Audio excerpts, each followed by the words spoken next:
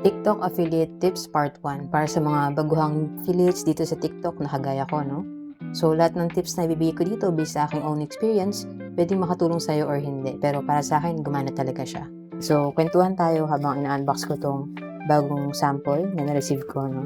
Paano nga ba ako nag-start as a TikTok affiliate? Even before pa kasi, mahilig na talaga ako sa mga gadgets, no? And actually, before ako nag-start mag-TikTok affiliate, ang ginagawa ko is nagbabuy and sell ako ng mga phones and tablets. And medyo matagal ko na rin talaga gusto kasi na magawa ng tech channel. Kasi mahilig din talaga ako manood ng mga tech reviews sa YouTube. Even bago ko pa malaman about sa TikTok affiliate. And then, September 2025, ayun, parang napush ako nung isa kong friend na start ko na gawa ng tech channel, tech review channel talaga yung una ko naisip. Hindi ko pa naisip na gawin ko siyang side hustle, no?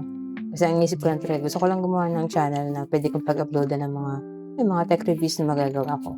Kasi nga, may mga gadgets din naman talaga ako na available. Dahil nga, binabay and sell ko sila, di ba? So, madali nilang humanap ng pwede ko i-content. Nung nag-start ako magawa ng videos, parang naisip ko, nakita ko kasi sa ibang mga videos na, yun nga, yung iba, nakakapagbenta sila using the yellow basket. So, medyo na-curious din ako dun. So, ni-research ko kung paano ba magkaroon ng yellow basket. And nalaman ko nga na kailangan meron kang at least 600 followers, no, sa TikTok. And noong time na yun, ang followers ko pa lang, I think mga 200 plus yata dun sa main account ko. Isip ko, gawa na lang ako ng bagong account. Pwede ko siyang start talaga na yung mga followers ko talaga mahilig sa gadgets. Kasi yung pinakauna ko account before, ang mga followers ko dun is mga friends ko and mga kakilala ko na hindi ko naman sure talaga kung sila yung target market ko if ever. So, yun yung kong ginawa. Gumawa ako ng bagong TikTok account. So, kumbaga fresh account siya. And kumbaga, naset ko na rin yung target market ko na gusto ko, mag-focus ako sa mga gadgets. And gadgets, phones, tablets, yung mga accessories.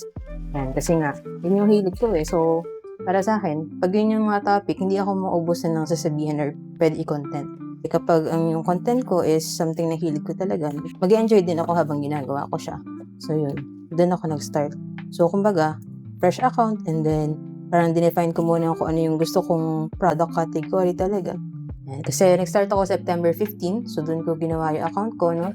Yung account ko na yun is around 3.5 months na siya na existing. So next time, pag-usapan natin kung paano ka naman napag-grow yung followers ko from 0 to, I think, magti 3,000 na yata siya ngayon. Yun. So if you have any other questions, let me know lang in the comments and try natin sagutin yan as much as kaya ko, no? So yun lang, sana nakatulong tong video. Share nyo na rin sa mga kakilala nyo na aspiring TikTok affiliates din. And don't forget to follow for more.